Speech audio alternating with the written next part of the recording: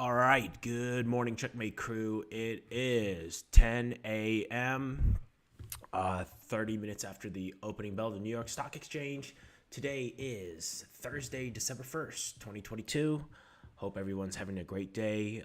It's Mickey Blindside here with your market memo. Okay, so yesterday, Jerome Powell got on TV and he made a speech at the Brookings Institute. Market took that very positively, and we rallied hard yesterday. And so the theme of the day for yesterday was moderation. That was the key word that seems to be what's on everybody's mind is moderation. So we're already seeing the quote-unquote pivot starting, okay? So I said this back in end of September that the pivot was not necessarily going to be like a rate cut or, just nothing. It doesn't have to be drastic like that. It could just be a slowing down of the rate hikes or some type of bond purchasing or asset purchasing. So it already looks like they're slowing down the pace at which they're going to raise interest rates. I said that was going to happen within 90 days. That was end of September. So here we are. He was going to get pressured to do this. We called it correctly then. And so if you're joining us on YouTube, if you're watching this on the recording, on the top right, you're going to see an exclamation point. Hit that. There's going to be some links to where we called this back in the end of September. So I'll put some links up there so that you can track what we said then. But already so the markets went up. So here's the important thing. What did we do position wise? Okay, we entered some puts. Remember I said, hey, if it hits that, we get into some puts. So I am not going to steer you guys wrong. I do what I say. I'm a man of my word. So I'm showing you my positions right now. I did enter the 403,383 put position for December 30th, the quarterly expirations for SPY. All right. Look at that. The market's coming back down. So it did pop over it this morning.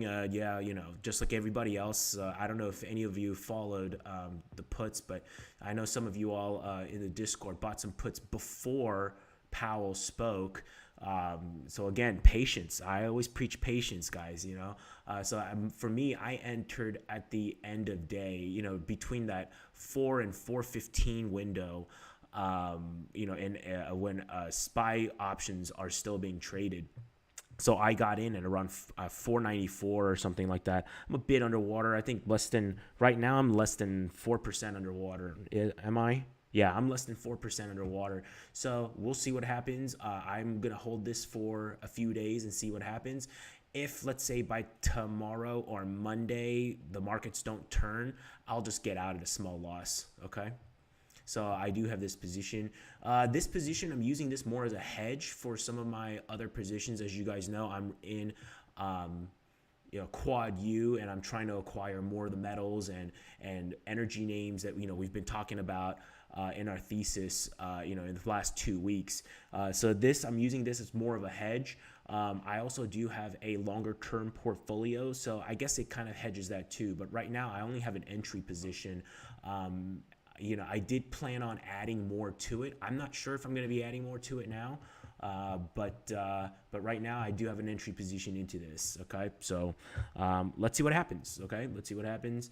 I also told you guys that I would be entering into, by the way, let's go back to the SPY position. So the SPY, this position, this is something that we've been planning for since September 21st. Okay. Back in September 21st, we set these levels, okay? And this line is, just a downtrend line, but also too, around this level, this is where we saw all that hedging activity happen, remember? And I said around this zone right here, we're probably going to see hedging demand come back between, this 4,100 and 4,100, 4,125 zone. All right. So back in September 21st, and again, I'm going to have the links right here, on the top right-hand corner. You should see that exclamation point. Go ahead and click that, and I'm going to put some links of where we called that back in September 21st. It took like what, 2.5 months for us to get this. So again, just stressing the importance of patience. Okay, so if you had shorted all of this, you'd be underwater right now, and you probably wouldn't have enough capital to get into a short in a good position like this. All right, the patience allows us to get into the market with a much stronger hand. All right, so we can withstand some volatility. So I just wanted to stress that out. Patience and the discipline to act. Right here, when we entered puts, was it easy? Hell no, it wasn't. It wasn't easy. Psychologically, it wasn't easy to enter there. But usually the best trades are like that. Psychologically, they're very, very hard to enter, all right? Which brings me to my next point. The next position that I just entered this today, okay? And I sent you guys alerts out in the Discord to everybody, all right? I entered the UUP put positions. Call position for a bullish move, UUP. This is based on the dollar. UUP is a ETF that tracks the dollar index. Now, remember I told you if it hits this level, okay, that I was going to start buying some calls, all right? So it's undershooting it just a little bit, all right? But I am pretty confident about this level. I think with the next couple of days, the dollar will come back up. Now, whether it makes a higher high, that part, I don't know, okay? But I'm going to get out way before then, all right? I'm planning on getting out when the US dollar gets to maybe around the 110, 111 zone. And again, just to show you guys so that, for peace of mind, January 2024, I'm in those calls, okay? I'm in the 30 calls. This just happens to have the most open interest. There's about 23,000 contracts of open interest in it. And so I decided to go with that. Theta is reasonably low, so it shouldn't be too expensive to hold on to this for a couple of weeks, and we shall see. And again, I have an entry position into it. I'm saving a few bullets just in case if the dollar undercuts it just a little bit more. It just about 3 or 4% below that is the weekly 2 standard deviation Bollinger Band.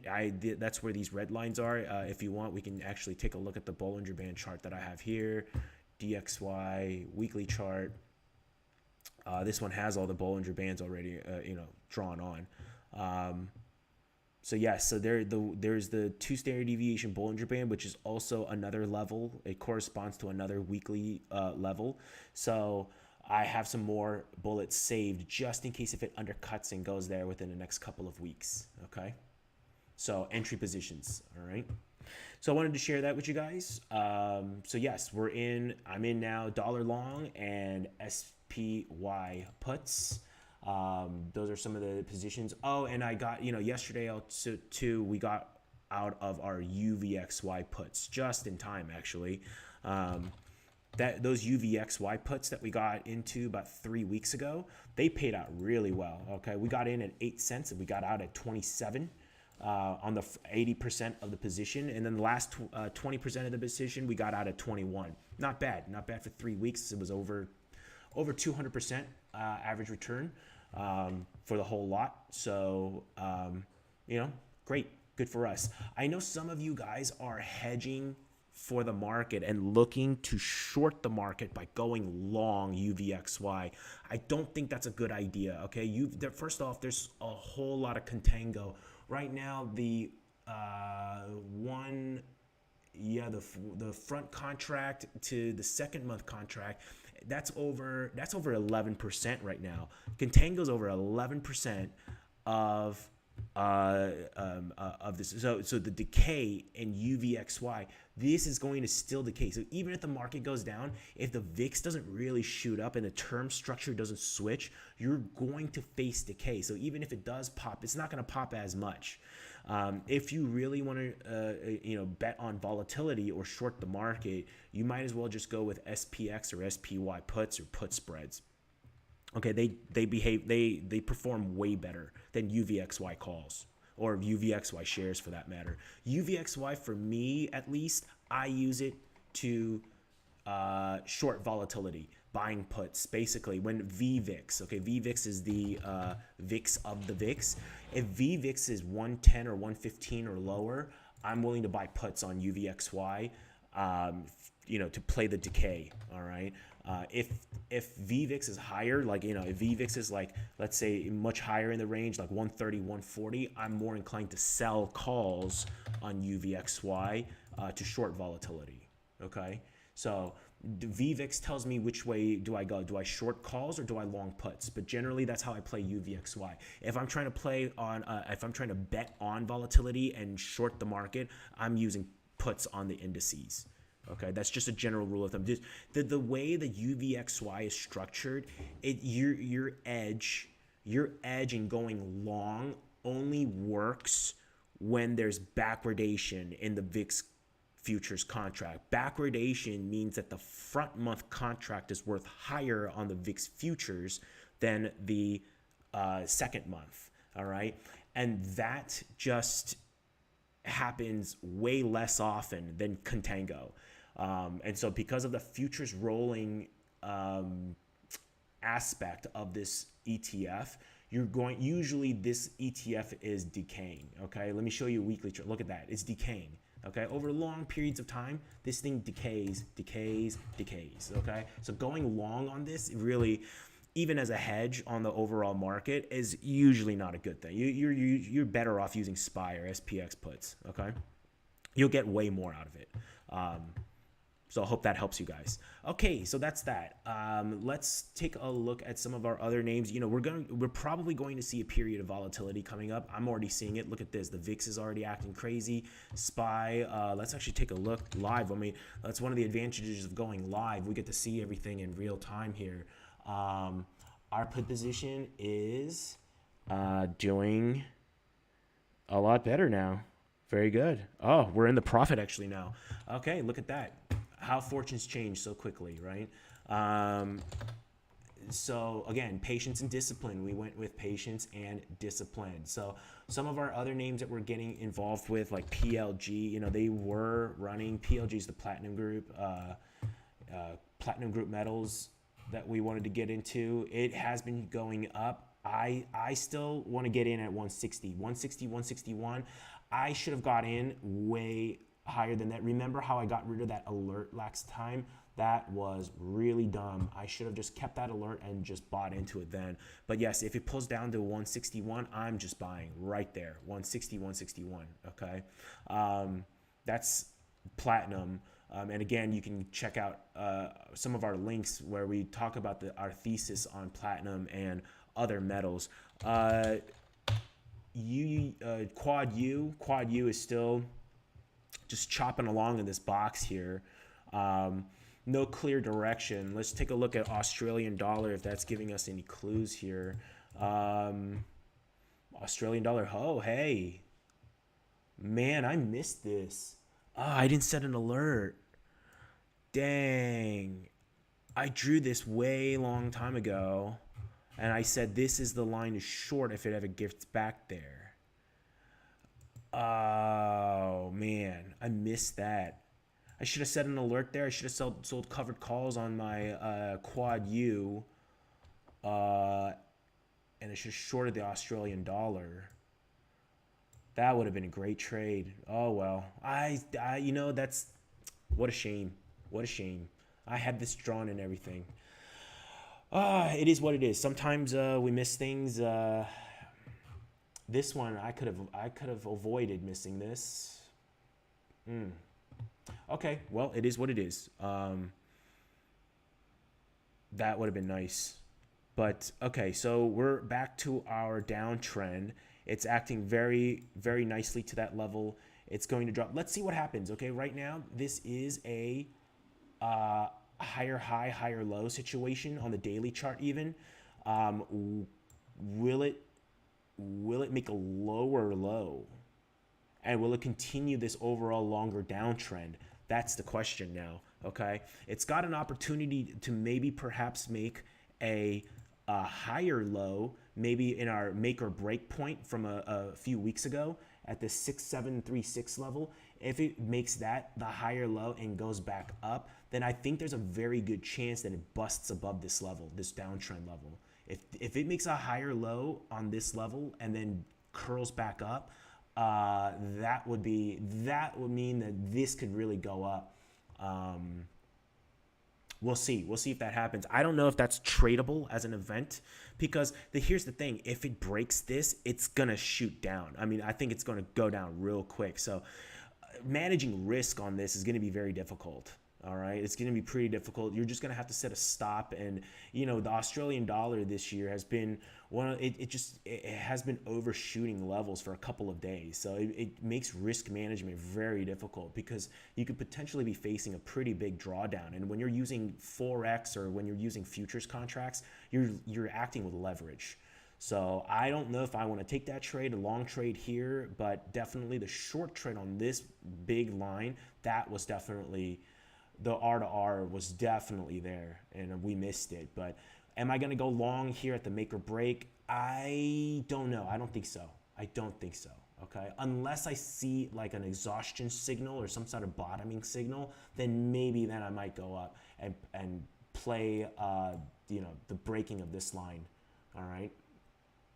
And if that's the case, our metal names are just going to go way crazy. I mean, the, Quad U and, platinum, all of that, we'll probably, shoot to the upside. So if I see a bottoming signal too, maybe not take the Australian dollar trade. I might just go and just buy PLG at whatever price that happens when it pulls back. So even if it's over 161, I may just buy into this if we see that bottoming signal happen in the Australian dollar. All right. Speaking of which, if that happens too, all these Chinese stocks are going to go way up too. That would be a signal that Chinese stocks are on the up and up. So they have been reopening. Certain cities have been reopening, and some of the bigger cities with, Apple factories and other, tech factories, they're opening up as well too. So, that's a signal, that, the Australian dollar bottoming out would be a signal that those reports are true. I know it's very hard to believe anything that comes out of the media about China. There's so many conflicting things, but the Australian dollar will show us the way. All right, and I would love to see a pullback. By the way, I would love to see a pullback back into 20 zone on ZTO to go long. That's part of our plan. FXI, China has been going on the up and up. A lot of money going into China right now. Lots of money since October. The Hang Seng, to get the Hang Seng, we're going to have to use TradingView. The Hang Seng,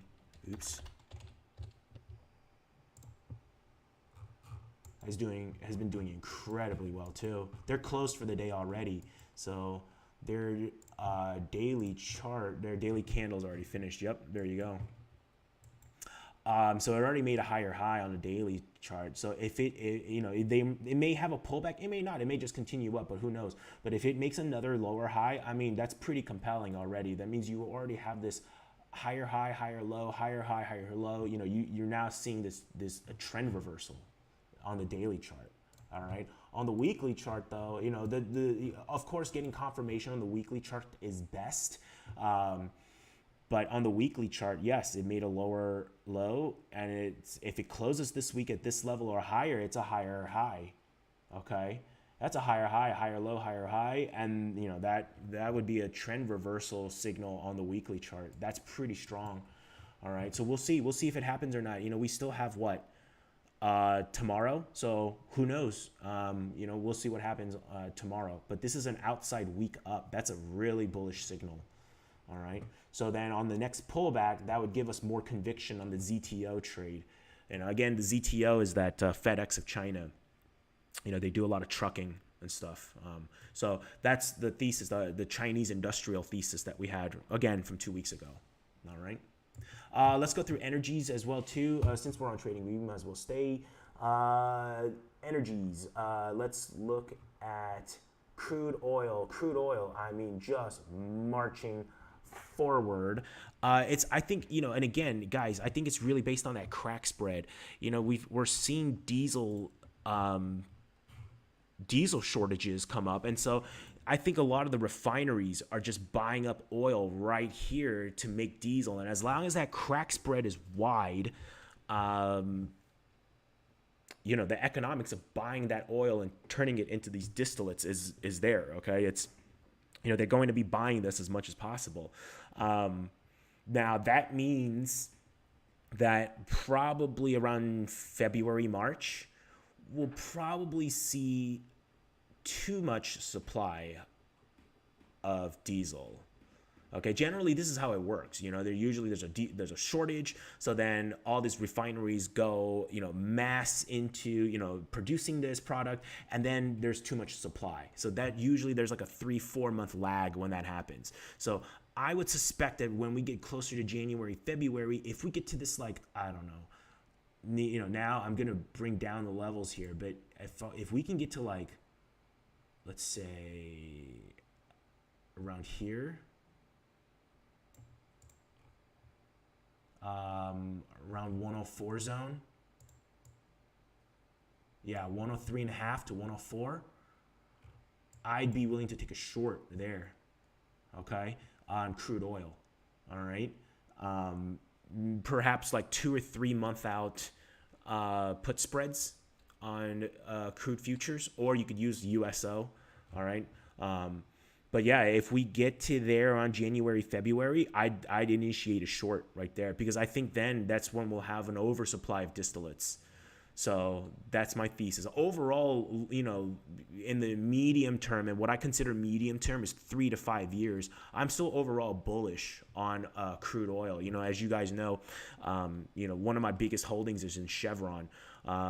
In my long-term portfolio. So I'm very bullish on crude overall, and I'm trying to still get into some crude names, BORR and GTE and things like that. So for the next 3 to 5 years, I'm still very bullish on energy, but I think in the short term, like, as a swing trade, for like a couple of weeks, I think once it gets up there, there's probably going to be a, again, oversupply of distillates, just because right now there's a shortage of diesel. I think refineries are now they're going to be pumping out diesel, and then it's at some point there's going to be an oversupply of it. Okay, again, that's about a 3 or 4 month lag when that happens. Okay, so if it gets to that level, January, February, we buy some puts right there. Okay, that's crude oil. Nat gas is marching higher. Man, speaking of nat gas, that FLNG, the natural gas tanker, I mean, look at it go. It is not stopping. I mean, it never went to that level. It never even touched it at all. We had other levels before we had it here right after earnings. Where was it? It was like in the $30. Yeah, right here. We said, oh, if it pulls back to around this $30 zone, we're going to buy. It never did. And when it dipped, it just didn't get there, and it just shot back up. It did a small pullback, but that's nothing. It's nothing, and it's just marching higher. So maybe we missed this. We'll see. I mean, we'll have to see a huge pullback on the market, I think, to see FLNG get to these levels. But if it happens, I'm ready. Okay, I'm ready to get long on this. All right. Very bullish on this.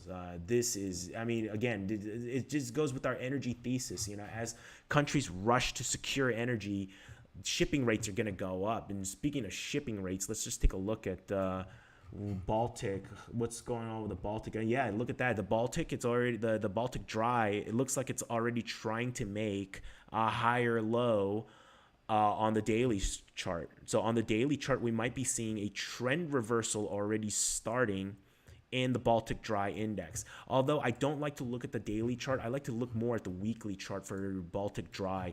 The weeklies or the monthlies. But even on the weekly chart, it already looks like it's already making a higher low as well too. Okay, it looks like it's making a higher low already. So if it makes a higher high and comes back down, I mean, this thing is just going to fly, okay? This thing is just going to fly. We shall see, okay? I don't know. I really would like to get a crack at this level, though, okay? But it is what it is, I can't control the markets, right? I can just be ready for when the markets act. Ooh, speaking of which, I dollar. Somebody on our Discord just mentioned to me dollars shooting up. Ah, look at that. Great. Hooray, hooray. It looks like I'm already in the profit on my UUP position. Hooray for me. All right, so everything's working out pretty good right now. Too bad I went only with the entry position, but it is what it is. Risk management is important. Looks like SPY's coming down. Oh, look at that. We're getting closer and closer to in the money. Oh, now we're about 14% ahead on the position. So there you go. Patience and discipline, baby. Patience and discipline. All right. And I gave it to you all live on Discord. You know, and so, you know, join the Discord. You know, you got, there's no paywalls. There's nothing for you guys there's nothing for you to lose. You know, I do it for the education. I do it for you all. So there's that. Let's just go over crypto real quick. I know a lot of you guys are in crypto and trading that stuff. For crypto, we got to go back to handy dandy. So let's see here for crypto. I told you guys yesterday that, you know, we've been seeing some altcoin outperformance. Usually that has led to strong performance in ETH and Bitcoin. Usually there's like a little bit of a lag, like a couple of weeks lag in that. Now, all of that, you know, that could just be a sampling bias just because there's, you know, such a small sample space. You know, crypto is really, really new. So just because it happened 2 or 3 times before doesn't mean it's a thing, you know? It hasn't been around long enough to, like, you know, to really properly say, yes, that is a correlation, all right? The sample size is just too small. So, you know, overall, if the market goes down, if it's risk off, I mean, all of this is coming down. So I think, you know, in the end, you got to look at the big picture here, the macro picture. If the markets are and everything's going risk off and the dollar's going up, then yeah, crypto's going to take a hit. So keep that in mind. You know, just because it happened 2 or 3 times before, and just because I pointed it out, doesn't mean it's going to happen. Okay. So always keep that in mind. It's just what happened 2 or 3 times before. All right. But overall, Bitcoin and crypto, you know, it is coming down. Honestly, though, I actually thought this was going to be a lot worse. When the whole FTX thing happened, I thought it was going to be way worse than this. But it's still kind of like just bouncing around in this. And now it looks like it's trying to form a box right now, which is interesting. Okay, I really thought it was going to just head down, but then it recaptured this level, you know, which was our original buy point back in the summer, and then, you know, it almost retested the uptrend line, and it's just pulling back from there. Okay, now which way is it going to go? Is it going to break and go down? Very possible, and if that's the case, I'll be ready when our ETH gold chart comes into play. And again, that's still far, far away. Ethereum is going to have to be around $900, $900 in order to get to there, based on current gold prices. All right. Speaking of gold, if the dollar goes up, gold's going to go up. Gold's going to go down. So maybe we might get some good entries on some gold miners. Oh, look at that. Gold is way up today. Well, overall for the day, I think is the dollar is down. It just came up from our buy level, but I think for the day, yeah, it's pretty down for the day. So I see. Okay, so gold is up for the day. We'll see. If the dollar does go up, I do think gold's going to pull back. If gold pulls back to this level again, it makes a higher low. I think it'll give us very good opportunities to get into some of the gold miners we were looking at. You know, like Baring Gold. What's the name of it? The ticker symbol is GOLD.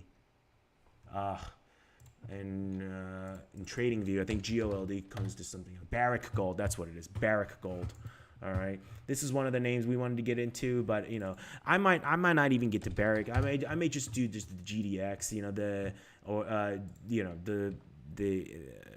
ETF. To get, you know, rid of the individual company drama. You know, a lot of gold miners have individual company drama, you know, environmental lawsuits, lawsuits with other land claims, other miners. A lot of miners also partner with miners for certain projects, and they sue each other a lot. So it's a lot of like individual drama. So I may not want to, you know, be involved in all of that. But Barrick Gold is a mature gold miner. So usually they tend to be a little bit more shielded from that kind of stuff. Or I might go with GDXJ.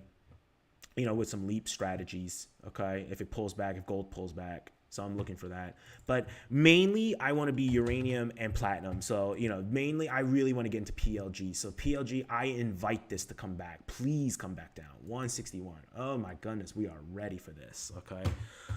Anything else you guys want to see?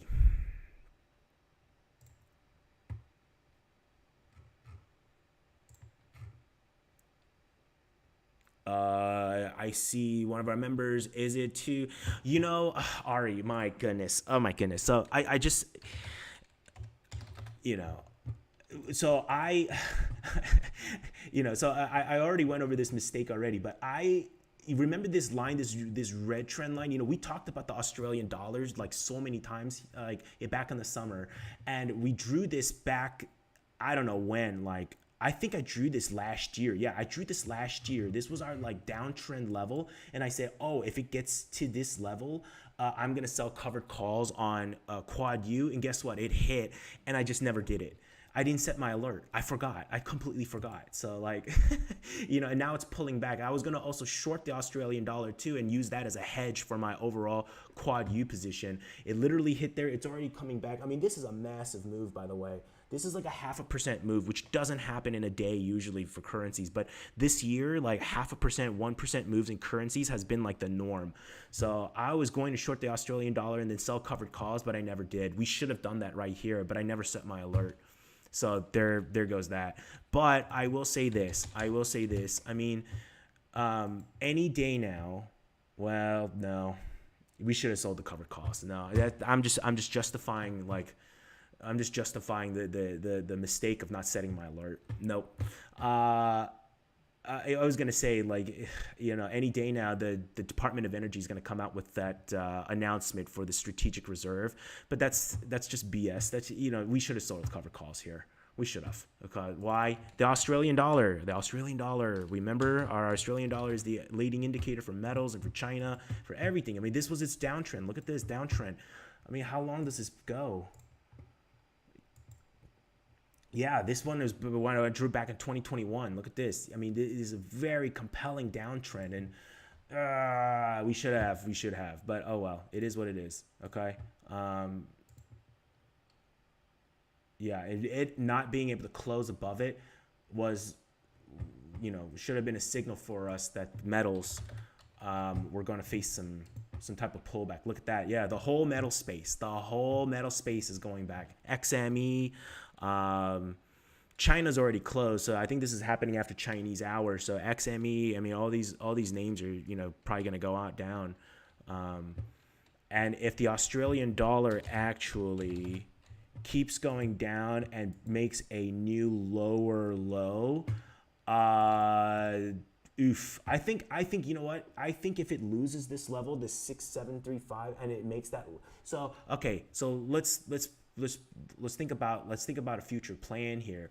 I think if it loses this level and then breaks down and makes a lower low and then it bounces from there, that is probably going to be a good point to place some collars on your metal names.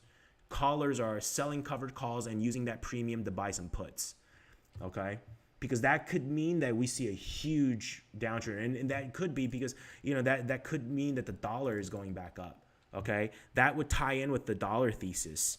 You know, we don't know if this is a retest or if this is a breakdown, but if this were to be a retest and it continues this uptrend, that's gonna put a lot of pressure on metals and the Australian dollar. Okay, so if the dollar keeps going up like this, all right, the dollar keeps going up, that just means currency markets are expecting the Fed to have to be more hawkish, all right? So if the dollar just keeps going up, all right, and for some whatever reason, you know, dollar hoarding happens, you know, that's going to put a lot of pressure on metals and on Australian dollar. And I think if that's the case, you're going to want some of those collars on your metal names. Okay, again, callers selling covered calls using that premium to buy puts. And again, if I do that, I'll alert you guys what strikes and what I do on UUUU or on Quad U.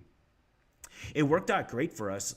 Those collar trades, it didn't work that great last time. We just ended up like not making or losing anything on the last one. But the first time we did it back here, The first time we did it, the first time we did it back in like early October, those paid out really well. Those gave us like, around, I think it was around 30 to 40 cents per share, which came out to be about 5% or so. That gave us like a 5% yield. So the first time we did the collar, it worked out really well. The second one, it didn't. I did it way too early. And so I ended up, I ended up having to roll it, and it ended up just breaking even. And we'll see if we can see like a good rebound, and we see like the Australian dollar not making that higher high, then yeah, I think a collar trade would be worth it then. Hope that answers your question. All right, anything else you guys want to look at?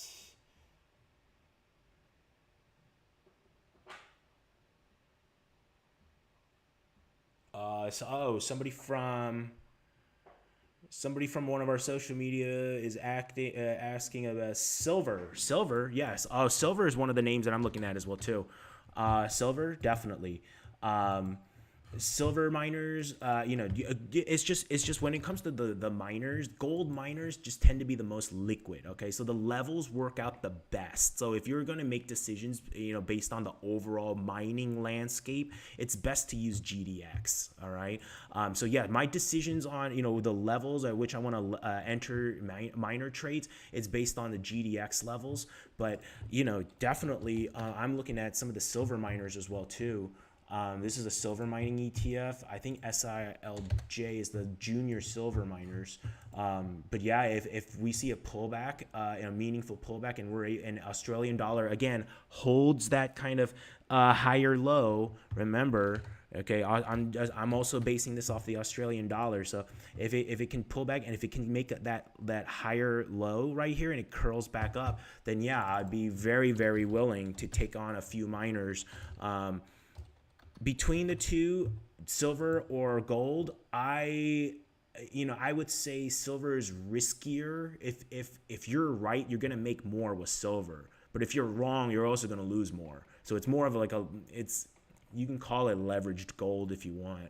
I guess that's a wrong way to put it, but it just it's a lot more volatile than gold is. So I may just go with the junior silver miners. And also it depends, because I'm doing also leaps as well too. You got to understand, like some of these like junior mining ETFs, they're just, the options are not as liquid. So, if the spreads are like ridiculous like this, yeah, like SILJ, there's a reason why I go over like GDX, so much. It's because the options market on these kind of smaller ETFs, it just is not there. Even GDXJ, I mean, GDXJ I believe is the second most liquid, the mining ETF, but even then, it's still not great. It's still not great. And if I can get spreads that are tight enough, actually, the January 2024 GDXJ is not bad, so I may have to just go with that. For me, I'm using leaps for this. I'm trying to get a leveraged bet on this. It's more of a risk, but I'm ready to take that risk. SIL, actually, SIL is not bad. So maybe I go with SIL. Okay, it just depends on what the options market looks like on when those levels get hit as well too. So that goes into my decision making matrix. Anything else you guys want to look at?